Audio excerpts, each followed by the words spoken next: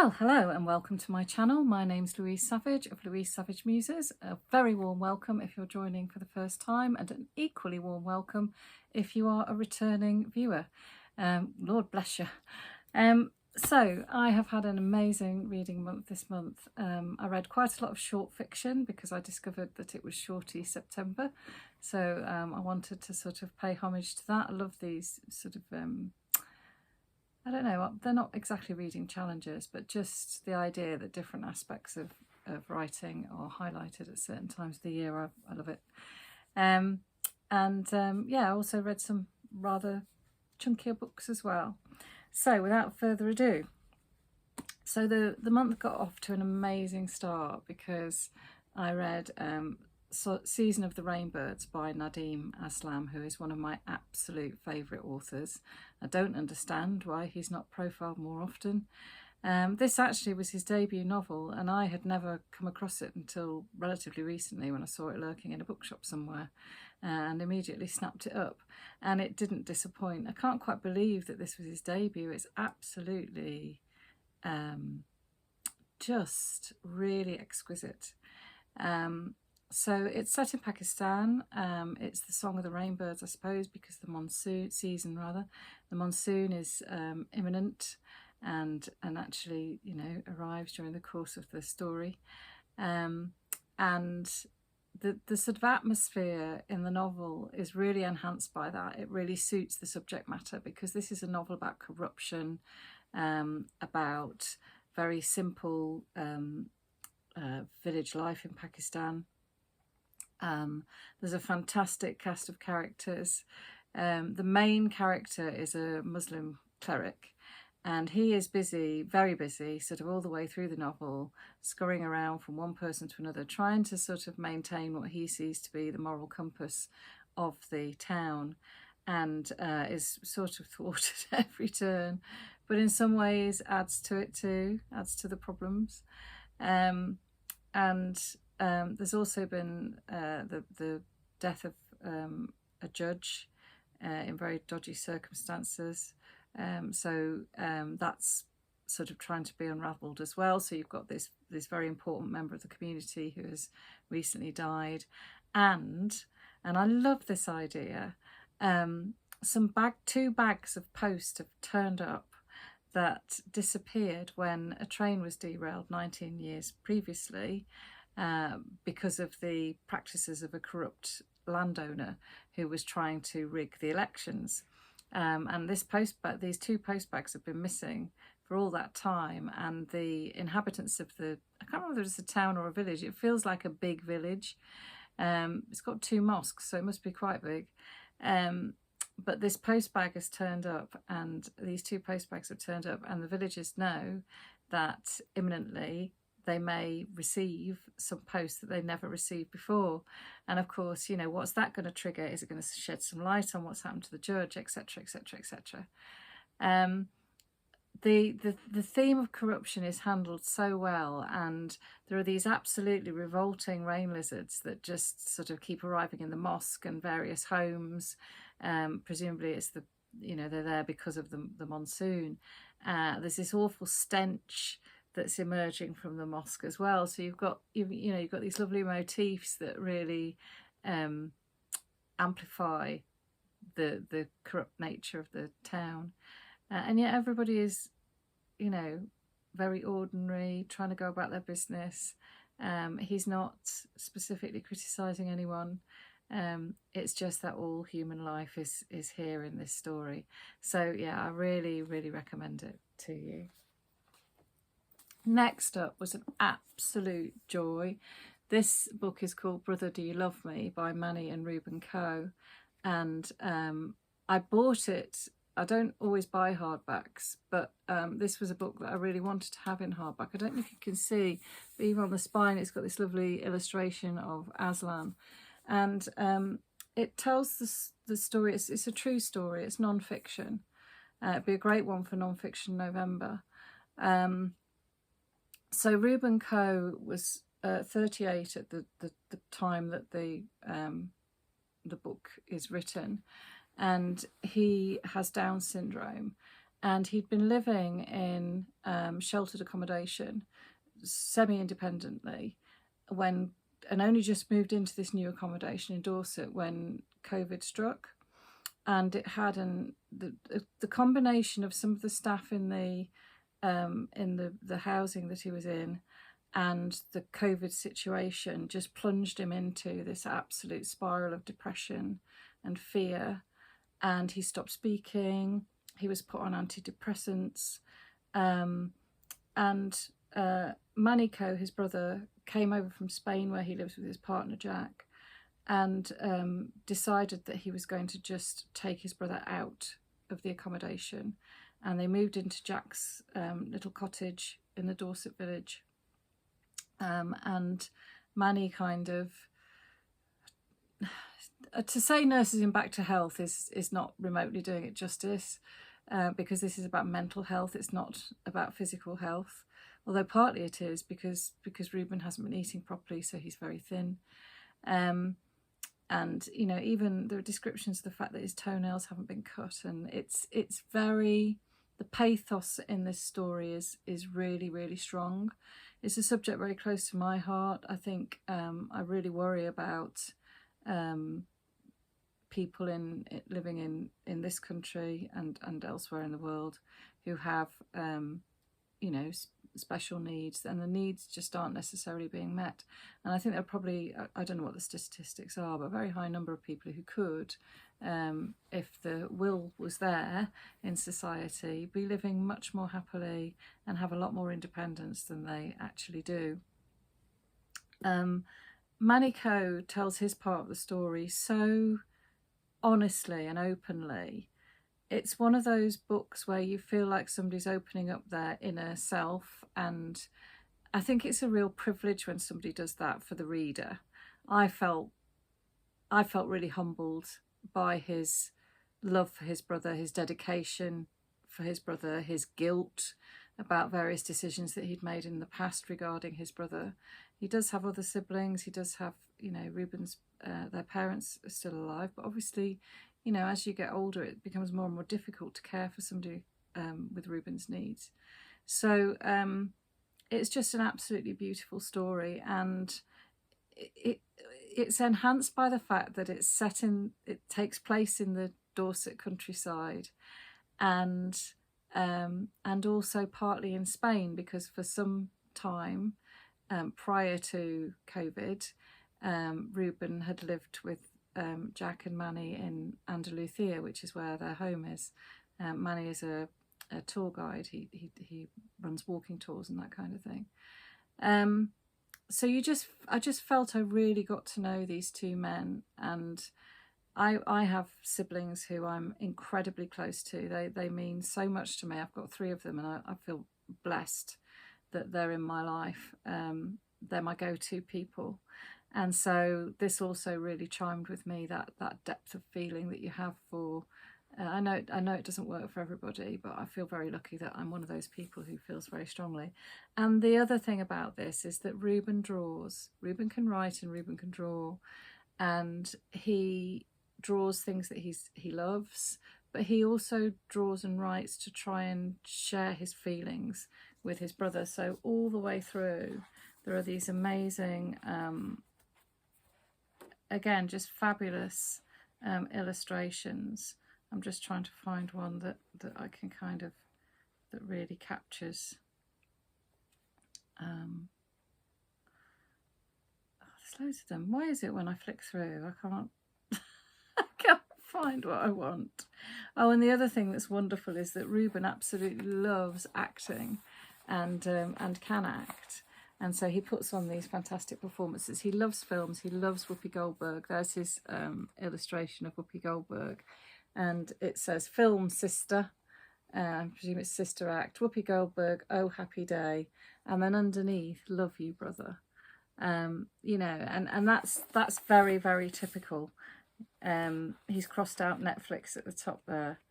He's got a really fantastic sense of humour. He loves The Lion, the Witch and the Wardrobe. He loves Tolkien. Here we go. Here's another one. Look at that. It's the stars and the moon and so on. brothers, love will find a way. Sleep well, love you, lie in. So he leaves these messages very often, and that's the most fantastic picture of Mr. Beaver from The Lion, the Witch and the Wardrobe. I think this book is, I will really absolutely treasure it, and I really hope that I get to meet them someday, because I think they're fabulous humans. Then something very different. I read Rizzio by Denise, Mina. I wanted something dark after reading that uplifting story, because I felt it was uplifting in the end. I hope that's not a spoiler. So a historic piece of historical fiction, again for Shorty September. Look how slim it is. I think it's only about 100 pages long. My God, does this book patch, I can't say it. My God, does this book pack a punch. It's the story of Mary Queen of Scots and her husband Darnley, who is a really, really thoroughly unpleasant character, a real coward. And in the story, and it follows, you know, the true story, as far as Denise Mina understands it, of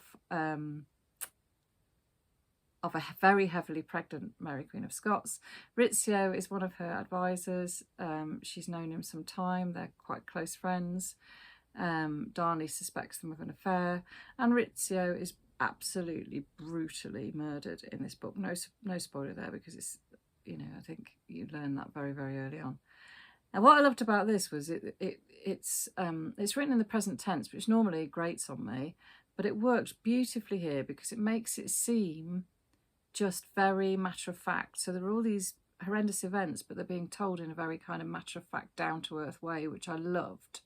It's not sensationalized. It's almost quite routine because it's court life and awful things happen in court. There's a huge cast of characters, but she brilliantly, gradually introduces them and threads them into the narrative, which I really appreciated. So if you want a really fantastic sort of historical, very sensational romp, and I use that word advisedly, I think you can look no further. I'll definitely be reading some more of her work. I haven't read any other of her novels. She's a crime writer, and I did see her interviewed live some years ago at the Cheltenham Festival. I thought she was amazing. She, you know, if you get the chance to hear her talk about writing, she's a brilliant communicator. So yeah, real fan of this.